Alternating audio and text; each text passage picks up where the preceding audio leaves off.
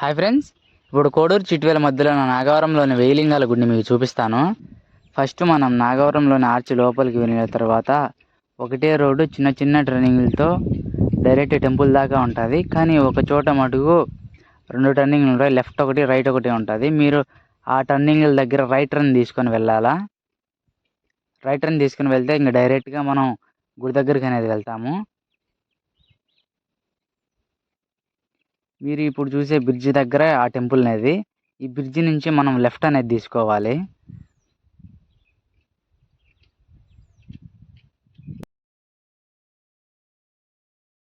ఇప్పుడు మనం ఈ మట్టి రోడ్లో ఒక 3 minutes డ్రైవ్ చేస్తే మనం నేరుగా ఆ టెంపుల్ దగ్గరికి అనేది చేరుకుంటాము.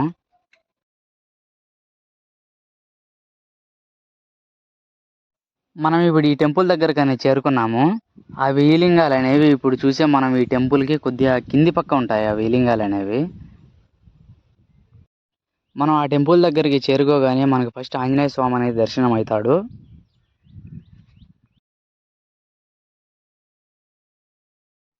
ఇప్పుడు మీరు చూసేది నవగ్రహాలు.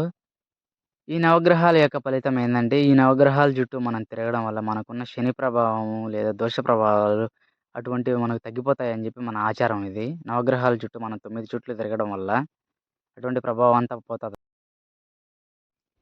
ఇప్పుడు మీరు చూసేది ఈ టెంపుల్లోని అతి చిన్న శివలింగం.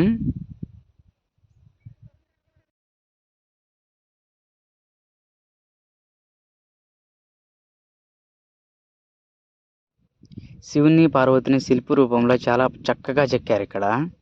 గమనించండి ఒకసారి.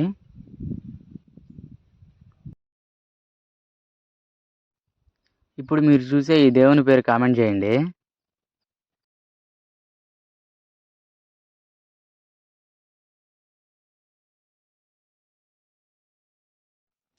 ఈ దేవుని పేరు కూడా కామెంట్ చేయండి, ఎందుకంటే నాకు తెలియదు ఈ రెండు దేవుళ్ళ పేర్లు.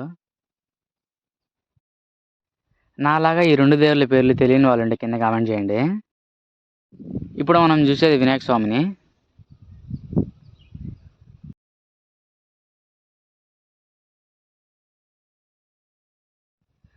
ఇప్పుడు మీరు చూసే ఈ యాప్ చెట్టుకు కూడా ఇక్కడ పూజలు చేస్తూ ఉంటారంట.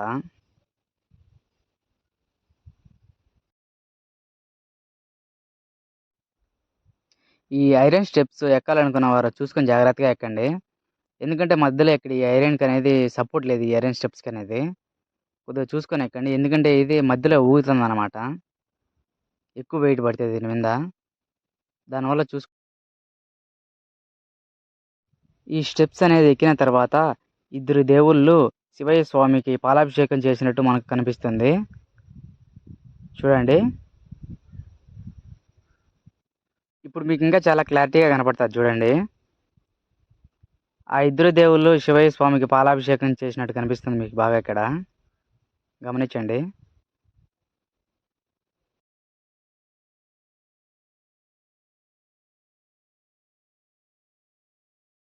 మనకు పై నుండి వేయిలింగాలు అనేది ఇలా కనపడతాయి. చూడండి, అలాగే ఇక్కడ వెదర్ కూడా చూడండి ఎలా ఉందో. వెదర్ కూడా ఇక్కడ చాలా సూపర్గా ఉంది. ఇక్కడ ఈ ఐరన్ స్టెప్స్ దిగేటప్పుడు కూడా కొద్దిగా చూసుకొని దిగండి, ఏమైనా కొద్దిగా కాల్ స్లిప్ అయినా కానీ కొద్దిగా ప్రాబ్లం అవుతుంది మళ్ళీ మీకే ఎక్కాలనుకున్నవారు. ఫైనల్గా ఇప్పుడు చూసేదే వేయిలింగాల్ని. ఈ వేయిలింగాల్ని చూపించడానికే నేను ఇక్కడికి వచ్చాను మీకు. చూసేయండి ఈ వేయిలింగాల్ని. మీరు ఇక్కడ బాగా గమనిస్తే ఇక్కడ ఈ చిన్న విగ్రహాల్లో కానీ ఈ విగ్రహం ఒకటే కొద్దిగా పెద్దగా ప్రత్యేకంగా ఉంది. ఈ విగ్రహానికి ఇక్కడ అందరూ ఇక్కడ పూజలు చేస్తూ ఉంటారు. ఇప్పుడు ఇక్కడ ఉన్న వేయిలింగాల్ని చూసేయండి. ఇక్కడ పూజలు అనేది శివరాత్రి టైంలో లేదా కార్తీక సోమవారాల టైంలో చాలా ఘనంగా జరుగుతాయి పూజలు అనేది ఇక్కడ. నా వీడియోస్ మీకు నచ్చినట్టయితే please do subscribe in my channel. మీరు చేసే ఒక్కొక్క సబ్స్క్రైబ్ నాకు వీడియో తీయడానికి చాలా ప్రోత్సాహంగా ఉంటుంది.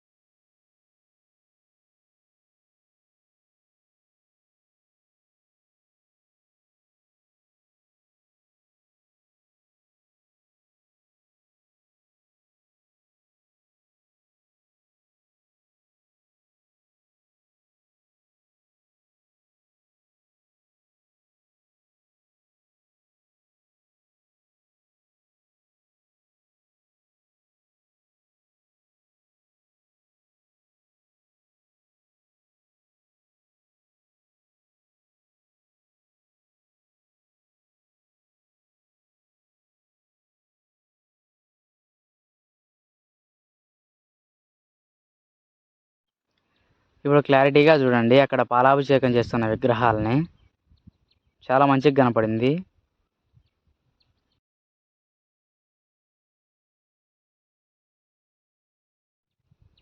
ఇక్కడ ఈ అమ్మవారిని ఎంతమంది దర్శించుకున్నారో కామెంట్ చేయండి.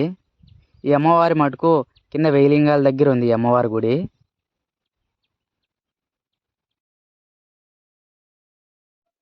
ఇప్పుడు మీరు చూసేదే స్టార్టింగ్లో చూపించిన దేవుని యొక్క గదులు ఇవి. ఒక్కొక్క గదిలో ఒక్కొక్క దేవుణ్ణి పెట్టారు ఇక్కడ.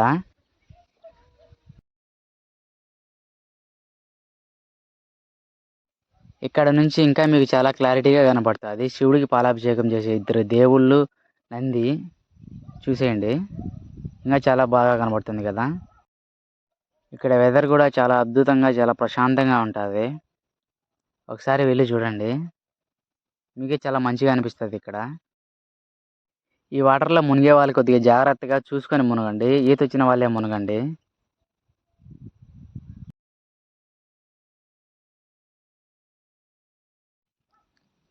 ఇక్కడ ఈ విగ్రహాలను స్థాపించింది ఆకేపాటి రామచంద్రయ్య స్వామి. నా వీడియోస్ మీకు నచ్చినట్లయితే please like and share, subscribe చేయండి. ఈ టెంపుల్ దగ్గర కూడా తాగుతున్నారు. ఆ తాగడం అనేది కొద్దిగా అవాయిడ్ చేయండి. టెంపుల్ దగ్గర తాగొద్దు అసలే. మన టెంపుల్స్ని మనమే రక్షించుకోవాలి, పక్కన వాళ్ళు ఎవరో వచ్చి రక్షించుకోరు మన టెంపుల్ని. ఇది ఒకటి గుర్తుపెట్టుకొని ఇక్కడ తాగడం అనేది అవాయిడ్ చేయండి.